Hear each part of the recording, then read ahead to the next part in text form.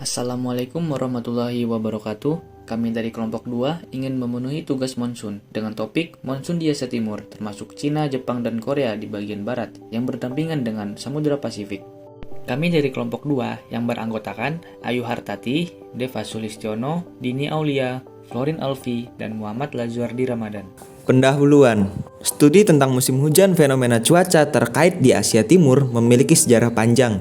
Sebelum abad ketiga, sebagian besar petani yang menonton cuaca serius dan mempertahankan semacam kalender pertanian peristiwa iklim sehubungan dengan operasi pertanian di beberapa bagian tengah di daerah Cina. Kalender pertanian ini masih populer meskipun bagian lain telah memiliki untuk metode yang lebih modern. Fitur fisik dan iklim. Topografi, lokasi geografis Asia Timur bertanggung jawab atas berbagai macam kondisi iklim dan suhu, tekanan, serta aliran udara dan juga curah hujan.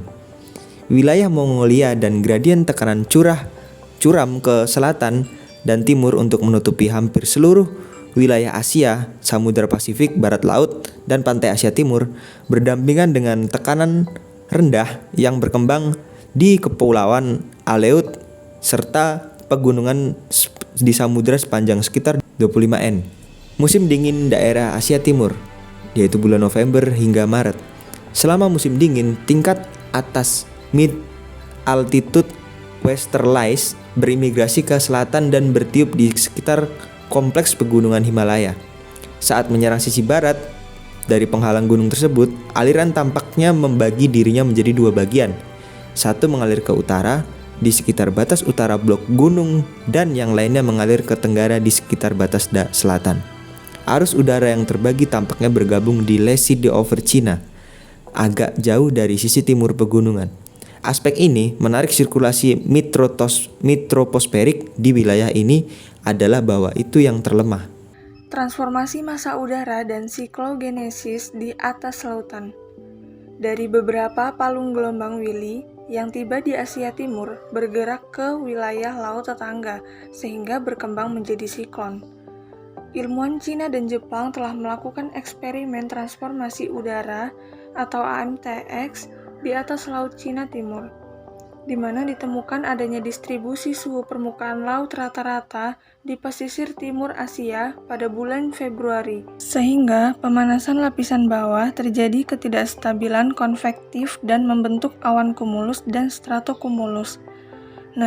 Namun saat arus udara ini masuk ke arus hangat Samudra Kuroshio, maka perkembangannya bersifat eksplosif atau terjadinya musim dingin di garis lintang, bahkan hampir tidak ada musim panas saat wilayah itu berada di bawah suhu rendah Cina Utara. Masa transisi pada bulan April. Adanya pemanasan bertahap di permukaan tanah sejak Maret itu membuat monsun musim dingin di Asia Timur berkurang. Hal ini menyebabkan angin timur laut bergeser ke kutub dan digantikan oleh angin selatan yang terbentuk dengan udara hangat dan lembab dari Samudra Selatan. Perkembangan heat low di Asia Timur. Suhu naik dengan cepat di Cina Selatan itu terjadi pada bulan April dan seterusnya, sehingga menyebabkan pembentukan panas rendah di wilayah tersebut. Suhu terendah yang terbentuk selama musim panas di utara Asia Selatan hingga pantai Pasifik di timur. Suhu terendah ini tentunya sangat penting karena ia berperan dalam menggeser monsun dari musim dingin ke musim panas. Asal monsun di Asia Timur.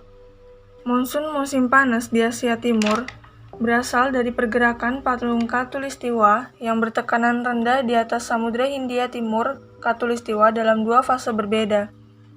Yang pertama, pergerakan dari palung khatulistiwa utara, North Equator Trough atau NET, selama bulan Maret hingga April. Fase ini akan terjadi pergerakan panas rendah di atas daratan wilayah Sumatera hingga Malaysia yang memaksa NET ke utara melintasi daratan sempit kompleks Malaysia hingga Myanmar. Kemudian sirkulasi di sekitarnya ini terbagi menjadi dua, yaitu barat laut menuju suhu rendah di atas Myanmar dan sebagian ke arah timur laut dengan panas lebih rendah di Thailand hingga Cina Selatan. Setelah sirkulasi tiba di Cina, maka palung khatulistiwa bertekanan rendah menyatu dengan palung musim panas di Cina Selatan. Nah, inilah yang disebut dengan fase awal musim muson di Cina Selatan. Untuk fase kedua, pergerakan dari South Equator Trough atau SET yang terjadi pada bulan Mei, di mana musim hujan di Cina ini dapat memunculkan fase kedua. Selama musim panas selatan, SET ini akan meluas ke arah tenggara menuju titik panas rendah di Australia, kemudian mengandung arus monsun di sisi ekuatornya dan angin dingin di belahan bumi selatan. Berdasarkan studi menyatakan bahwa sumber utama untuk mensuplai kelembaban hingga terjadinya curah hujan di Asia Selatan, termasuk Asia Timur, yaitu melalui arus monsun Somalia di Samudra Hindia Barat, serta adanya pasokan tambahan untuk curah hujan yang berasal dari aliran udara lintas ekuator melalui rute di benua maritim dan dari angin perdagangan yang berasal dari tekanan tinggi subtropis Samudra Pasifik Barat. Maret musiman dari monsun musim panas. Dimulai sekitar 10 Mei di pantai selatan Tiongkok, bergerak perlahan dan mencapai Tiongkok Tengah pada pertengahan Juni. Kemajuan yang lebih cepat tampaknya terjadi selama bulan Juli ketika musim hujan tiba di Cina Utara dan hampir seluruh Cina, sebagian Korea, dan pulau-pulau Jepang, serta kepulauan Kuril. Keadaan stasioner dan jams atau lompatan.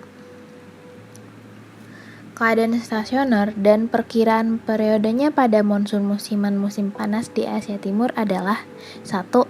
Tiongkok Selatan sekitar 8-25 derajat LU dari minggu kedua Mei hingga pertengahan Juni. Kedua, lembah Sungai Yangtze 2-30 derajat N depan Meiyu dari pertengahan Juni hingga pertengahan Juli. 3. Tiongkok Utara 30 derajat N dari pertengahan Juli hingga pertengahan Agustus. Selanjutnya lompatan pada monsun musiman tersebut adalah yang pertama, dari Tiongkok Selatan ke cekungan Sungai Yangtze sekitar minggu kedua Juni. Yang kedua, dari cekungan Sungai Yangtze ke Cina Utara sekitar pertengahan Juli. Perkembangan meteorologi terkait dengan lompat ke Cina Tengah. Setelah monsun ditetapkan di Cina Selatan selama bulan April sampai Mei, dua perkembangan penting terjadi dalam anggaran panas Asia Timur, yang tampaknya memaksa peraturan ulang arus monsun dan menggeser aktivitas monsun lebih jauh ke utara. Selanjutnya, monsun dataran tinggi Tibet. Dataran tinggi Tibet memiliki variasi musim yang tercermin dengan baik dalam distribusi suhu, tekanan, kelembaban absolut, dan sirkulasi atmosfer di atas dataran tinggi dan sekitarnya pada ketinggian yang sama. Sistem tekanan tinggi di atas dataran tinggi selama bulan Januari sama dengan sistem tekanan rendah selama bulan Juli. Arus monsun selatan memasuki wilayah tersebut dan naik terhadap lereng timur dataran tinggi, menyebabkan curah hujan yang luas dan jenis cuaca yang terganggu lainnya. Dengan ketersediaan uap air tambahan dari aliran monsun, sistem tekanan rendah dan garis geser yang menyertai di atas plateu memiliki efek menghasilkan badai hujan yang parah, seringkali disertai hujan es. Setelah terbentuk di atas dataran tinggi, banyak dari badai hujan ini ditemukan bergerak ke arah timur dan menghasilkan gangguan baru yang mempengaruhi daerah dataran rendah, seperti lembah Yangtze-kiang dan daerah sekitarnya. Selanjutnya, interaksi front Meiyu dengan gangguan perjalanan. Intensitas front Meiyu dan curah hujan terkait sangat berfluktuasi ketika gangguan gelombang baru klinik yang menyebar ke arah timur berinteraksi dengannya. Interaksi tersebut mengarah pada pembentukan vortisitas dengan berbagai skala gerak yang berjalan di sepanjang bagian depan dan menyebabkan hujan lebat. Kejadian ini merupakan kuadran tenggara pusaran di mana hujan deras terkonsentrasi. Struktur front Meiyu Bayu. Front Bayu memiliki struktur baru klinik tipikal dengan udara dingin turun di belakang permukaan frontal yang miring dan udara hangat naik di depan, seperti yang akan ditemukan dalam sistem frontal mid-latitude tropical. Sedangkan front Meiyu berperilaku seperti sistem tropis. front Meiyu di Cina Tengah, 3 arus udara berbeda dengan properti massa udara berbeda terlibat. Ini adalah yang pertama, angin barat laut yang dingin dan kering bertiup secara antiklonik dari sel bertekanan tinggi di atas Mongolia. Yang kedua, sirkulasi siklon di sekitar sirkulasi rendah panas di Cina Tenggara. Dan yang ketiga, angin pasat tenggara yang relatif dingin dan lembab yang bertiup dari sel tekanan tinggi subtropis Samudra Pasifik. Sementara itu, angin barat laut yang dingin cenderung menyatu ke dalam sirkulasi di sekitar panas rendah yang menghasilkan front Meiyu. Perdagangan Pasifik juga menyatu ke dalamnya menghasilkan lidah lembab yang nyata di sepanjang zona frontal. Jadi, secara struktural, front Meiyu dicirikan oleh kondisi yang sebagian tropis dan sebagian lagi ekstratropis. Lompatan monsun Asia Timur ke lintang ekstratropis.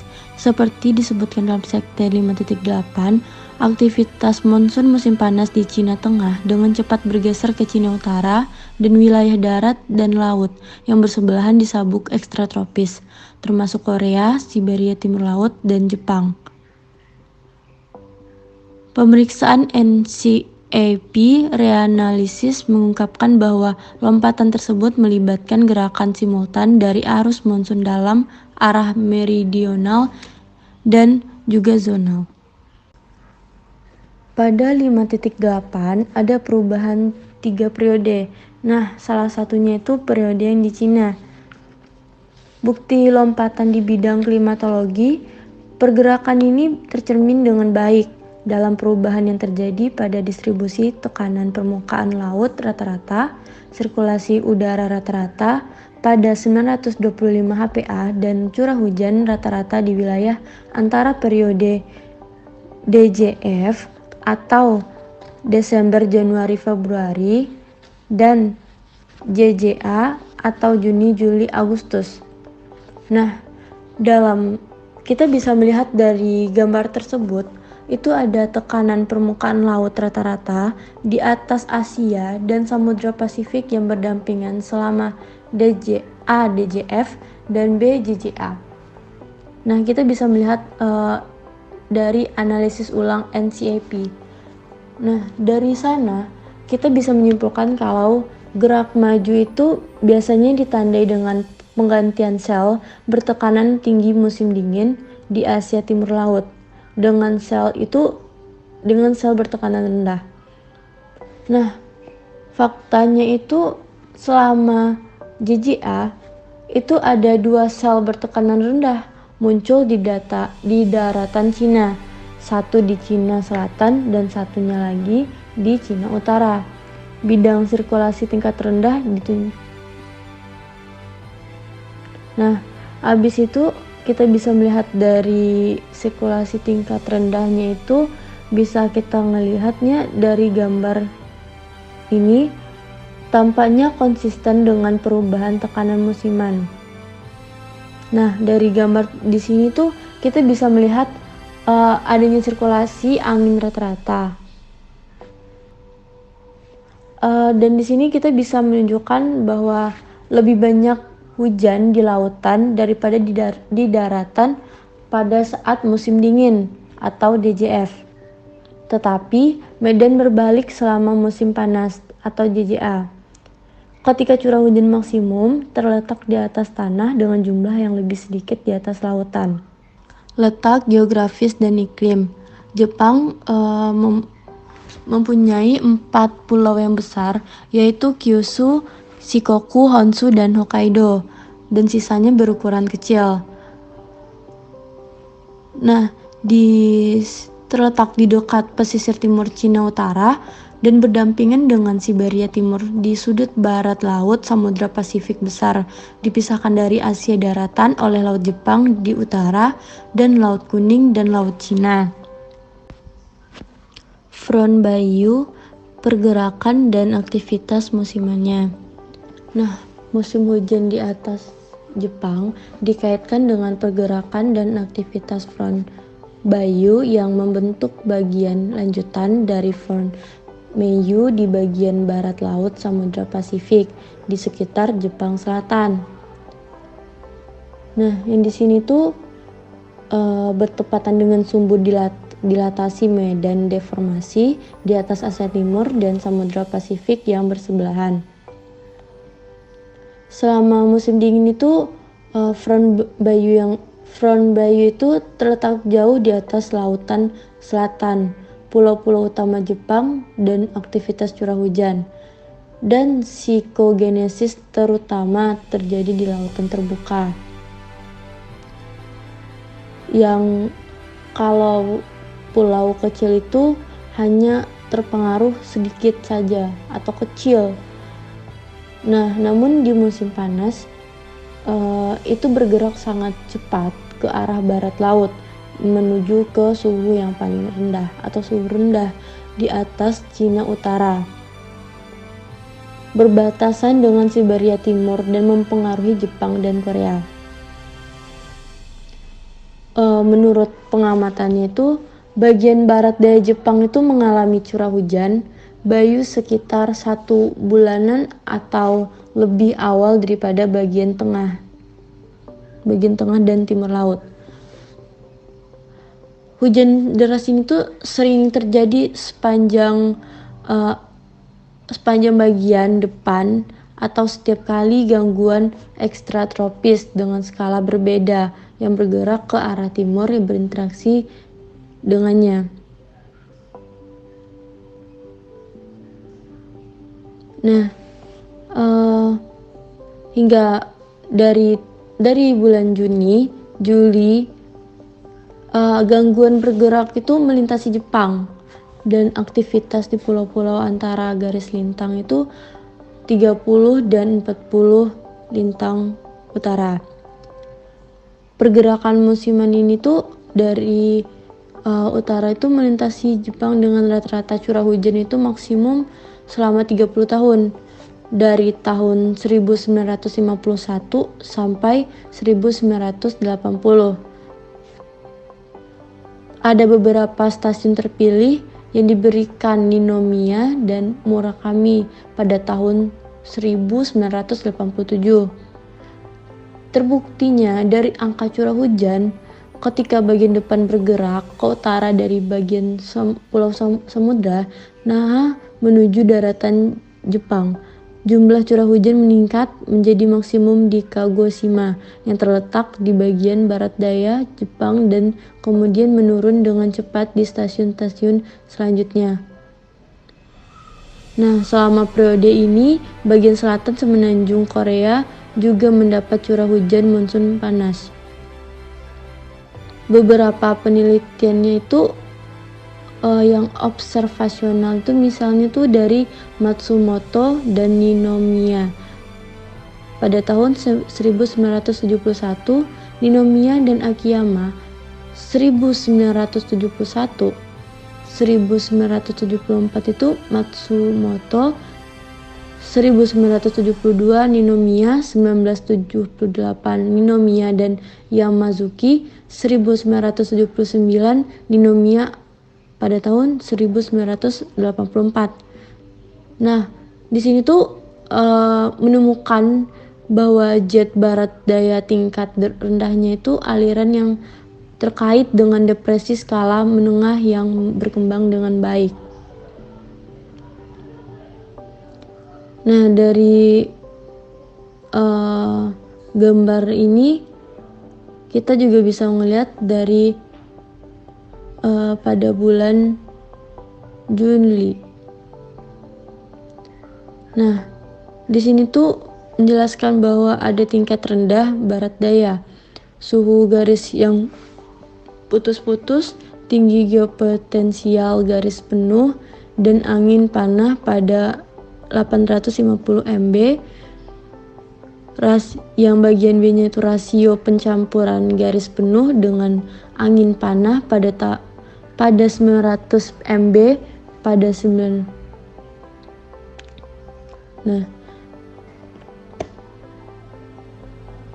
Nah, di sini tuh kita bisa melihat perkembangan depresinya itu terbukti dari gambar di bawah gitu, bahwa selatan menyuntikkan sejumlah besar udara laut ke lembab